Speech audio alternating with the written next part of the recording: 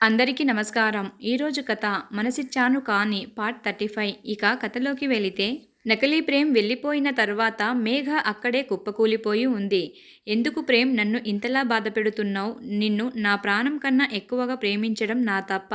ప్రేమ్, నువ్వు చాలా మారిపోయావు అని నీకు దగ్గర అయినప్పుడు నా అంత అదృష్టవంతురాలు లేదు అనుకున్నా. కానీ మన ప్రేమకు గుర్తుగా మనం తల్లిదండ్రులం కాబోతున్న సమయంలో మన ఆనందాన్ని చూడడం ఇష్టం లేదు అన్నట్టుగా నాకు ఈ పిల్లలని నా నుండి దూరం చేశారు.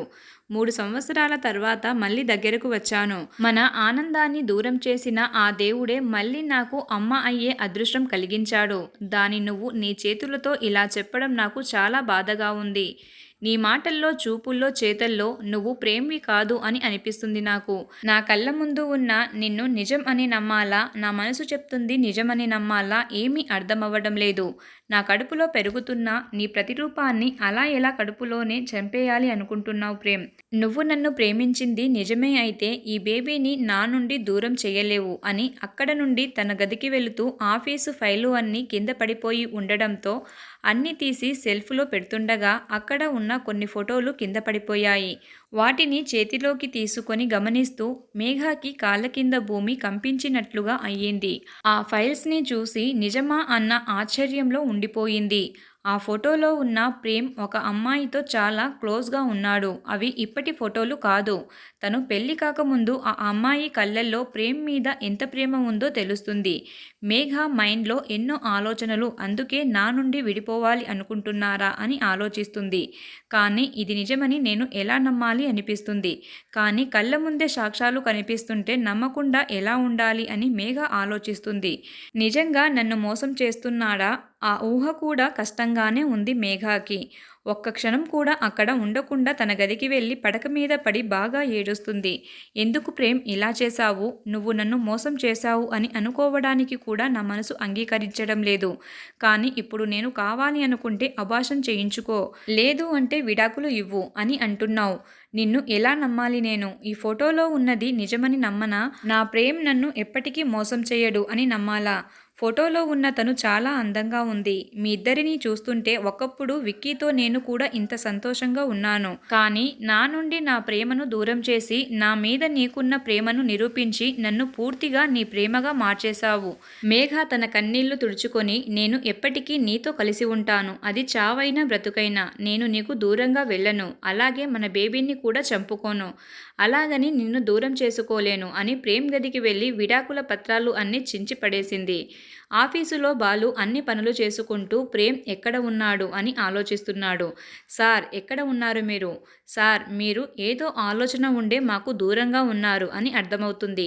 కానీ మీరు ఇలానే ఉంటే మనం పూర్తి చేయవలసిన పనులు అన్ని సమయానికి పూర్తి చేయలేము. మేడం కూడా చాలా బాధపడుతున్నారు. మేడం కోసమైనా ఎక్కడ ఉన్నా తొందరగా రావాలి. అసలు మీలా ఉన్న మనిషి మరొకడు ఉన్నాడా? తను మీలా మీ ప్లేస్లోకి రావడానికి కారణమేంటో తెలియడం లేదు. అలా వచ్చారంటే తనకి మీ గురించి అన్ని విషయాలు తెలిసి ఉండాలి.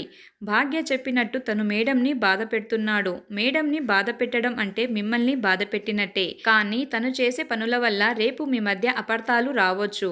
అసలు మిమ్మల్ని ఎక్కడ దాచాడు? ఎంత వెతికినా మీ ఆచూకీ నాకు తెలియడం లేదు. అంటే ఎవరో కావాలని ఎవరికీ తెలియని ప్లేస్లో మిమ్మల్ని ఉంచారు. అది ఎక్కడ? మన ఇల్లు, ఆఫీసు తప్ప ఎక్కడికి వెళ్ళడం లేదు. ఇంటికి వెళ్ళిన తర్వాత ఎక్కడికి వెళ్ళడం లేదు. మిమ్మల్ని ఎలా కనిపెట్టాలి అని తలపట్టుకుని కూర్చున్నాడు బాలు. మేడంతో ఒకసారి మాట్లాడాలి. మేడంతో ఉంది అసలైన ప్రేమ్ కాదు అని చెప్పాలి. అప్పుడు మేడం కూడా తన జాగ్రత్తలో తను ఉంటుంది అని వెంటనే ఆఫీసు నుండి ఇంటికి బయలుదేరాడు బాలు. కార్తీక్ ప్రేమ్ ముందు కూర్చొని, మరి నా గురించి అన్ని విషయాలు తెలుసుకొని కూడా ఇక్కడ ఎందుకు ఉన్నావు? ప్రేమ్ కన్నింగ్ స్మైల్ చేస్తూ, నా బంగారం కోసం తను చాలా భయస్థురాలు. కానీ తను ఆలోచించే విధానం తనకి ఎటువంటి ప్రమాదం రాకుండా జాగ్రత్త పడుతుంది. కార్తీక్, నా గురించి ఆనంది నీకు అంతా చెప్పింది అని చెప్పావు. మరి నా వల్ల నీ మేఘాకి ఏమైనా ఇబ్బంది కలిగి ఉంటే? ఆనంది నీ గురించి చెప్పిన దానిలో నువ్వు తనని ఇబ్బంది పెట్టవు. కానీ పరాయి స్త్రీలను ఎప్పుడూ ఇబ్బంది పెట్టలేదు. నువ్వు కూడా నాలాంటి వాడివే కార్తీక్. నువ్వు కూడా నాలానే ఆనందిని బాధ పెట్టావు. తను నన్ను కలిసి తన బాధను చెప్పుకునే వరకు నాకు తెలియలేదు. కార్తీక్, అసలు నీకు ఆనంది ఏం చెప్పింది? ఆనంది ప్రేమ్కి చెప్పకుండా తిరిగి లండన్ వెళ్ళిపోయింది. అక్కడికి వెళ్ళిన తర్వాత ఆనంది తల్లిదండ్రులు తనకి తెలియకుండా ఒక సంబంధం చూసి ఓకే చేశారు. ఆ విషయం ఆనందికి చెప్పకుండా ఆశ్చర్యపరచాలని పెళ్లి చూపులు ఏర్పాట్లు చేశారు. పెళ్లి వాళ్ళు వచ్చే టైంకి విషయం చెప్పి తనని సిద్ధం చేశారు. ఆనందికి ఇష్టం లేకపోయినా పెళ్లివారి ముందు నవ్వుతూ కూర్చుంది. పెళ్ళికొడుకు ఆనందిని చూస్తూ నేను మీతో కొంచెం మాట్లాడాలి అన్నాడు. ఆనంది మౌనంగానే అబ్బాయి వెనుక వెళ్ళింది. హలో మిస్, కాస్త తలపైకి ఎత్తండి, కింద ఏం లేదు చూడటానికి అని అన్నాడు. ఆనంది తలపైకెత్తి తన ముందు ఉన్న మనిషిని చూసి నువ్వా అని షాక్ అయ్యింది.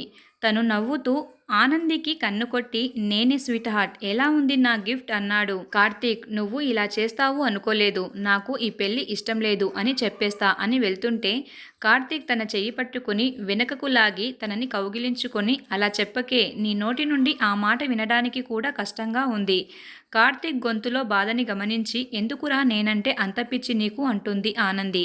నువ్వంటే పిచ్చి కాదు, ప్రాణం. నువ్వు నా ప్రేమను వద్దనుకున్నా కూడా నువ్వంటే నాకు ఇష్టమే. నేను ప్రేమ్ని ప్రేమిస్తున్నా అని తెలుసు కూడా నువ్వు నన్ను ప్రేమిస్తున్నా అంటే నేను నీ గురించి ఎలా ఆలోచించాలి చెప్పు కార్తీక్.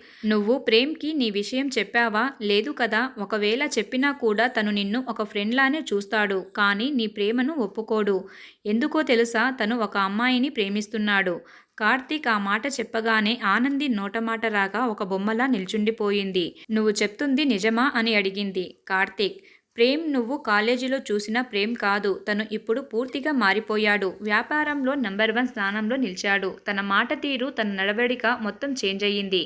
నీకు ఇంకో విషయం చెప్పనా, తను ఇప్పుడు పెళ్లి చేసుకోబోతున్న అమ్మాయిని కూడా బలవంతంగా పెళ్లి చేసుకుంటున్నాడు. ఆనంది, నువ్వు అబద్ధం చెప్తున్నావు. ప్రేమ్ ఎప్పుడు అలా చెయ్యడు. తనతో చదువుకున్న నాతో కూడా ఎప్పుడూ తప్పుగా ప్రవర్తించలేదు. అలాంటిది తను ఒక అమ్మాయి విషయంలో తనని బలవంతంగా పెళ్లి చేసుకుంటున్నాడు అంటే నేను ఇంత ఈజీగా నమ్మను అంది. నువ్వు అబద్ధం చెప్తున్నావు. కార్తీక్, నేను చెప్పింది నీకు అలా అనిపిస్తే కొన్ని రోజులు ఆగు. తన పెళ్లి ఫోటోలు చూస్తే నీకే తెలుస్తుంది. నిన్ను పెళ్లి చేసుకోవాలని నేను నీతో ఇలా చెప్పడం లేదు ఆనంది. నువ్వు ప్రేమ్ని ఎంత ప్రేమించావో నాకు తెలుసు. ఒకరిని ప్రేమించిన అమ్మాయిని జీవితంలోకి ఎలా తీసుకెళ్తావు అని నువ్వు అనుకోవచ్చు. కానీ నువ్వు ప్రేమించిన వారికన్నా నిన్ను ప్రేమించిన నేను నిన్ను నా గుండెల్లో పెట్టుకొని చూసుకుంటాను అని నమ్మకం నాకు ఉంది. ఇవన్నీ నిన్ను ఇంప్రెస్ చేయాలని చెప్పడం లేదు. నీ మీద నాకున్న ప్రేమని చెప్తున్నా. అలా అని నిన్ను ఈ పెళ్లికి ఒప్పుకోమని బలవంతం పెట్టను. నీకు ఇష్టమైతే నా అంత అదృష్టవంతుడు మరొకడు ఉండడు అని అనుకుంటున్నాను అంటాడు కార్తీక్. ఆనంది, నాకు కొంచెం టైం కావాలి. కార్తీక్, తప్పకుండా. నువ్వు బాగా ఆలోచించి నీ నిర్ణయం చెప్పు. నువ్వు ఓకే అన్నా కాదన్నా నేను పెద్దగా ఇబ్బంది పెట్టను అని అక్కడి నుండి వెళ్ళిపోయాడు. ఆనందికి ప్రేమ్ని తన మనసులో నుండి తీసివేయడానికి చాలా సమయం పట్టింది. కార్తీక్ని చెప్పినట్టుగా ఇబ్బంది పెట్టలేదు. ఆనంది కార్తీక్ గురించి ఆలోచిస్తూ తన గురించి పూర్తిగా తెలుసుకుంది. కార్తీక్, నువ్వు చెప్పింది నిజమే. మనం ప్రేమించే వారికన్నా మనల్ని ప్రేమించేవారు జీవిత భాగస్వామి అయితే జీవితాంతం ఆనందంగా ఉండవచ్చు అని ఆనంది కార్తీక్ ప్రేమను సరే అని చెప్పింది. ఇద్దరు పెళ్లి చేసుకొని ఒకటి అయ్యారు. ఆనంది కార్తీక్తో పెళ్లికి ముందు ఒక మాట చెప్పింది. కార్తీక్ ఫస్ట్ నైట్ రోజు ఆనంది పెళ్లికి ముందు తనతో చెప్పిన మాట గుర్తు చేసుకుంటూ ఉన్నాడు. కార్తీక్, నా మొదటి ప్రేమ ప్రేమ్. తనని మర్చిపోవాలి అని అనుకున్నా నా వల్ల కావడం లేదు. కానీ నేను తనని ఇప్పటి నుండి ఒక స్నేహితుడిలా చూస్తాను. నీతో జీవితం మొదలు పెట్టడానికి కొంచెం టైం కావాలి కార్తీక్. ఇందుకు నీకు ఇబ్బంది లేకపోతే నేను నిన్ను పెళ్లి చేసుకోవాలి అనుకుంటున్నా. ఆనంది అలా చెప్పగానే కార్తీక్ తనని కౌగిలించుకొని నువ్వు ఒప్పుకున్నావు స్వీట్ హార్ట్, అది చాలు ఇలా ఆలోచిస్తూ ఉన్నాడు కార్తీక్. అంతలోనే ఆనంది పాల గ్లాస్తో గదిలోకి రావడం తన ఆలోచన నుండి బయటకు వచ్చాడు. ఆనందిని అలా చూడగానే కార్తీక్ ఫిజ్ అయిపోయాడు. ఆనంది కార్తీక్ ముందు చెయ్యి ఊపుతూ హలో, ఏంటి శ్రీవారు, ఎక్కడున్నారు అని గట్టిగా అరిచింది. అప్పుడు ఈ లోకంలోకి వచ్చి స్వీట్ హార్ట్, ఏంటి ఇంత అందంగా ఉన్నావు? అసలు కొద్ది రోజులు నువ్వు టైం కావాలి అన్నావు. మరి ఇలా నా ముందుకు వస్తే నా పరిస్థితి ఏంటి అని ఆలోచించవా? ఆనంది వస్తున్న నవ్వు ఆపుకుంటూ కార్తీక్, ఇది ఫార్మాలిటీ అంతే. కార్తీక్, నువ్వు కావాలని ఇలా నా ముందుకు వచ్చావు కదా, అయినా సరే నేను నన్ను కంట్రోల్ చేసుకోగలను అని ఇక నేను పడుకుంటాను అని సోఫాలో పడుకున్నాడు. ఆనంది కూడా నిన్ను బాధ పెడుతున్నాను అని తెలుస్తుంది, నన్ను క్షమించు. కానీ కొన్ని రోజులు నాకు టైం కావాలి. అప్పటి వరకు కూడా నన్ను అర్థం చేసుకుంటావని అనుకుంటున్నా అని మనసులో బాధపడుతూ తను కూడా పడుకుంది. ఆనంది మంచం మీద పడుకొని కార్తీక్ని చూస్తూ కొన్ని రోజులు ఇద్దరి మధ్య స్నేహం ప్రేమలా చిగురుస్తుంది అని ఆలోచిస్తుంది. ఆనంది ఆలోచనలో కూడా ప్రేమ్ని తలుచుకోవడం లేదు. కార్తీక్ తన ప్రేమతో ఆనంది మనసులో ఉన్న ప్రేమ్ని పూర్తిగా మర్చిపోయేలా చేశాడు. ఆనందికి కార్తీక్ని ఇంకా దూరంగా ఉంచడం తనకి నచ్చడం లేదు. ఒకరోజు కార్తీక్ ఆఫీసుకి వెళ్ళిన తర్వాత ఈరోజు కార్తీక్ ఆశ్చర్యం కలిగించేలా చేయాలి అని, ఇద్దరి మధ్య ఎప్పటికీ మర్చిపోలేని రోజుల్లా గుర్తుండిపోవాలి అని ఫస్ట్ నైట్ కోసం రూమ్ని తనే దగ్గరుండి మొత్తం డెకరేట్ చేసింది. కార్తీక్ ఇంటికి వచ్చేలోగా అందంగా రెడీ అయ్యి తన కోసం వేచి చూస్తూ ఉంది. ఎప్పటిలా కాకుండా కార్తీక్ ఈరోజు తూలుతూ ఇంటికి వచ్చాడు.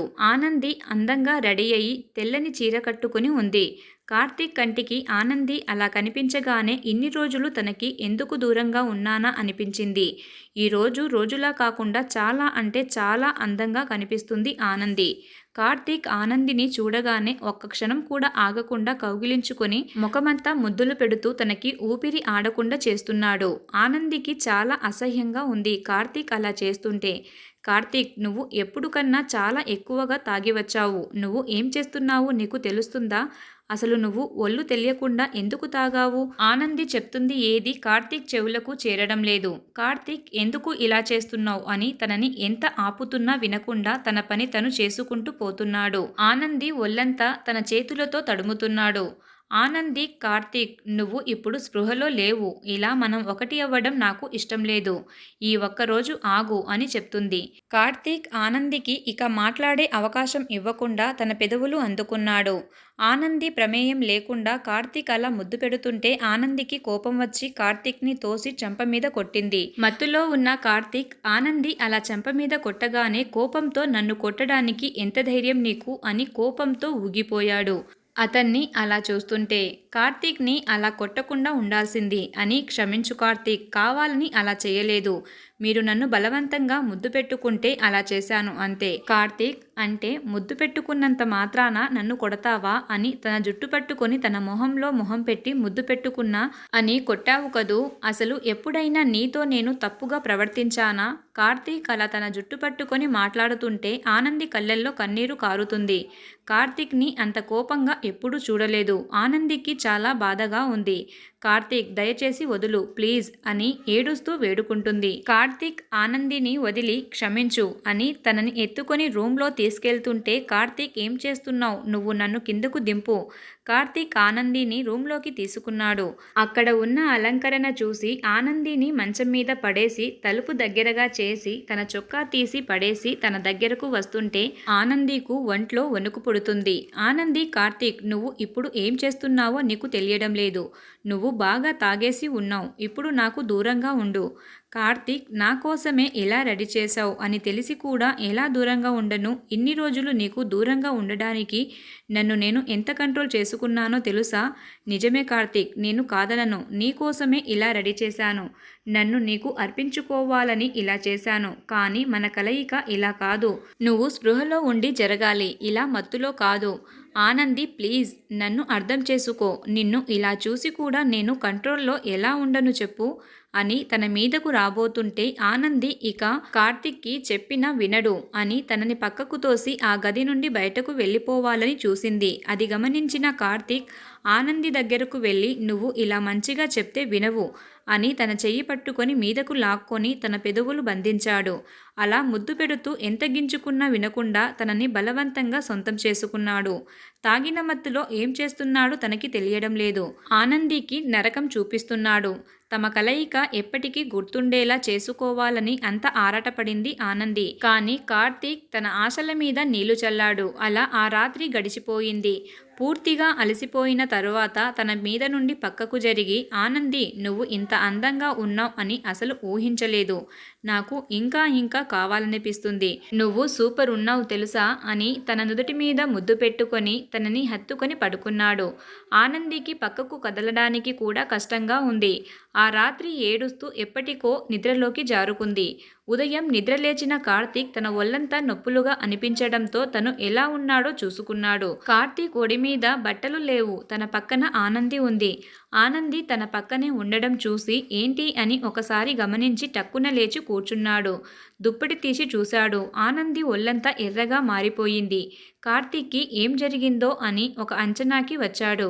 రాత్రి తను ఏం చేశాడో ఒకసారి గుర్తు తెచ్చుకొని ఆ అని గట్టిగా అరిచాడు. ఆనంది ఉలిక్కిపడి లేచింది. కార్తీక్ని చూసి భయంతో లేచి కూర్చోవాలని చూసింది.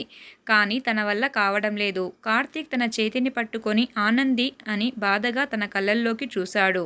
ఆనంది కార్తీక్ చేతిని విసిరికొట్టి మెల్లగా మంచం దిగి అడుగు కిందకు పెట్టిందో లేదో కడుపులో నొప్పిగా అనిపించి అమ్మా అని గట్టిగా అరిచింది. కార్తీక్ బెడ్ దిగి ఒంటికి టవల్ చుట్టుకొని ఆనందిని ఎత్తుకొని వాష్రూమ్కి తీసుకెళ్లి అక్కడ తనని వదిలి తన నుదుటి మీద ముద్దు పెట్టి నన్ను క్షమించు అని అడిగాడు. నీ పరిస్థితికి కారణం నేనే. నువ్వు ఫ్రెష్ అయి వచ్చి నాకు ఎలాంటి శిక్ష వేసినా నేను భరిస్తాను. కానీ నన్ను అసహించుకోకు అని తన కళ్ళల్లోకి సూటిగా చూడలేక అక్కడి నుండి రూమ్లోకి వచ్చాడు. ఈ కథలోని మిగతా భాగాన్ని నెక్స్ట్ ఎపిసోడ్లో చూద్దాం. అందరి మనసుకు నచ్చే అద్భుతమైన కథ. Please subscribe my channel.